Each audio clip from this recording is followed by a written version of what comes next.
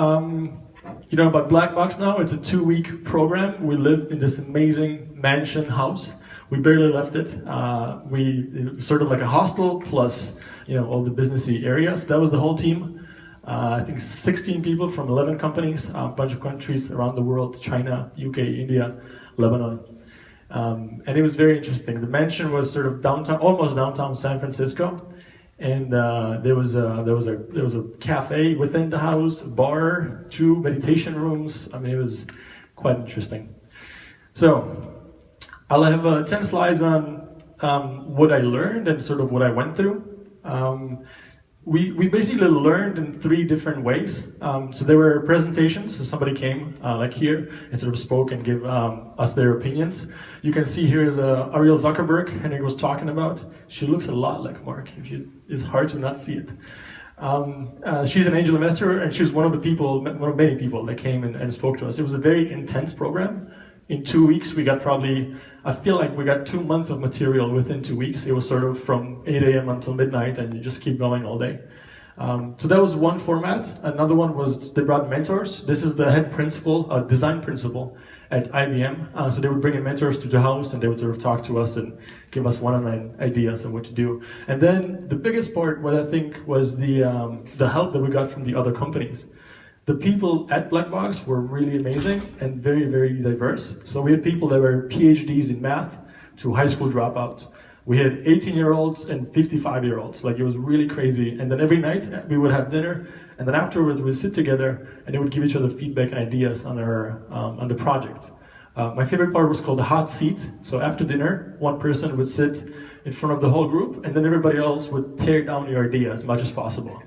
And you're not allowed to say much, you just listen, take the feedback, and then you adjust. And if you can stomach it, if you can get through it emotionally, it's actually really good feedback. There's some really, really talented people, so that was cool. And they're all outside of the US, all non-American.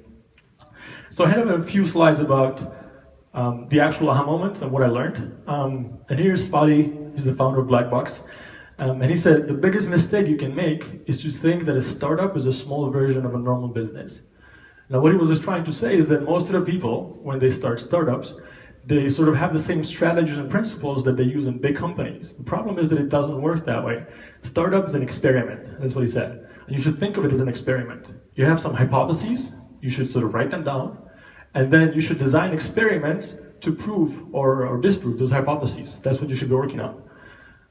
And one of the ways to do that is that we had a presentation from Tom Chi. Tom Chi works at Google X, and he's the team leader of the team that developed Google Glass. They prototyped and designed Google Glass in about a week, including the actual hardware. And the team has maybe 5-6 people. And he was saying that you have to use materials that move at the speed of thought in order to do these experiments to verify your hypotheses. So he said they also, when they designed the Google Glass, they didn't write a single line of code, they didn't have any real hardware, they would just sort of use paper and strings and do sort of prototypes. When they prototype apps, they'll go to a mall and they'll talk to random people, and they show them a web version of the actual app, talk to random people, and they get some feedback, then they go back, the engineer will adjust it and then go back, and they go to 20 iterations of a single app within a day. A lot of the European startups, the way they do it, it takes them months or weeks to get there. So verify some of the hypotheses very, very quickly. And the speed at which they do it is amazing. So that was pretty cool. And the slides are not really related to each other, so don't try to look for order. The next part is about VCs, venture capitalists and investment. And that was one of the big shocks that I got. Is that best VCs, the venture capitalists in the Valley, are expecting 1,000x return. Which means, in Europe, an investor will, want 2x return in a couple of years, it's good. 10x return is great.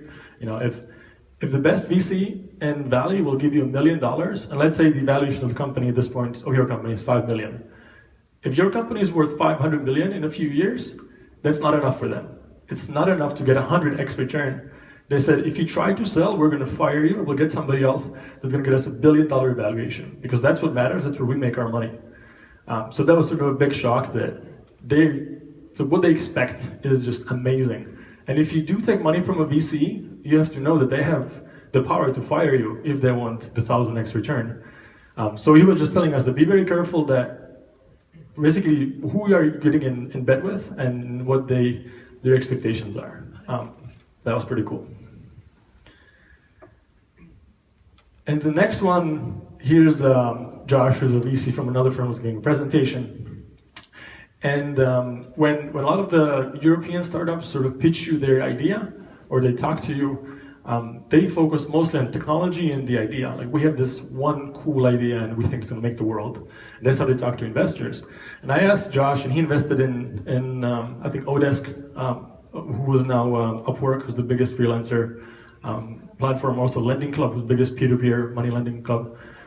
He makes a lot of money. And I asked him, so what do you look at when you look into companies, when you invest? And he said, I look at 5 things. I look at team, then the market, and then the idea, the actual product. He said, the most important parts is the team, because if you have a shitty idea and a shitty market, a good team will figure it out very soon and they'll change.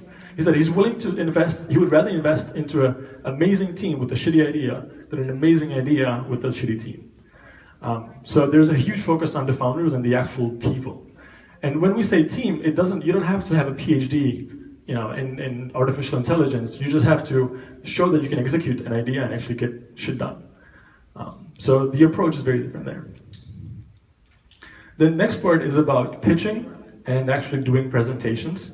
I thought I was pretty good at pitching the business that we're working on before I went to Valley, and then I got there and I realized that it's a whole different ballgame. There's a lot of room for improvement.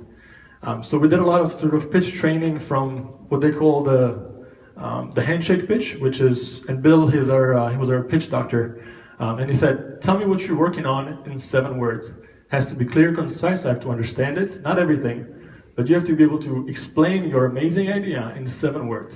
And then we started with the simple handshake pitch, and then we go on to doing a small presentation pitch. And then we train, my favorite is the napkin pitch. So this is a rehearsal in case I'm in a bar or a restaurant and I'm running to an investor and I'm talking about the idea.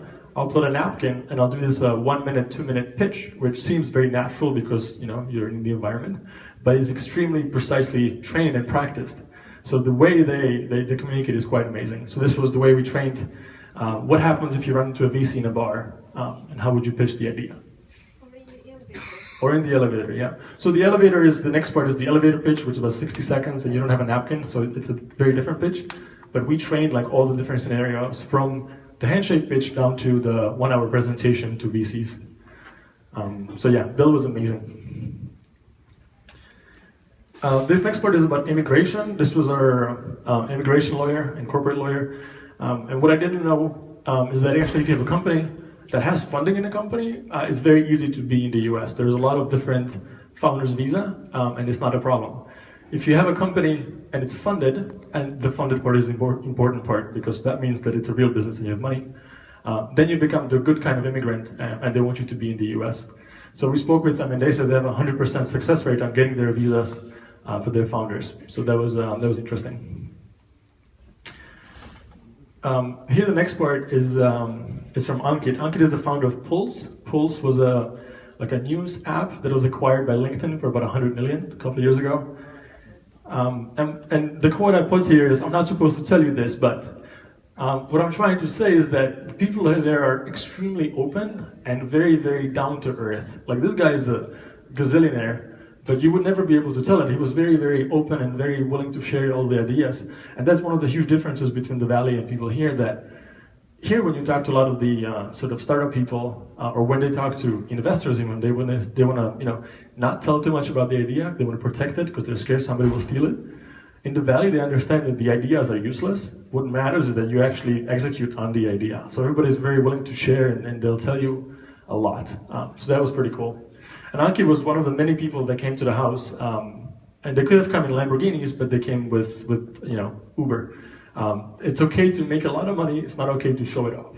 And it's a pretty interesting way people are there. Everybody's just very normal, which I guess I didn't expect that. Now the next part is about the cost of living, I think, a little bit. Maybe Sebastian want to tell a little bit? Well, it's fine. We'll just look use the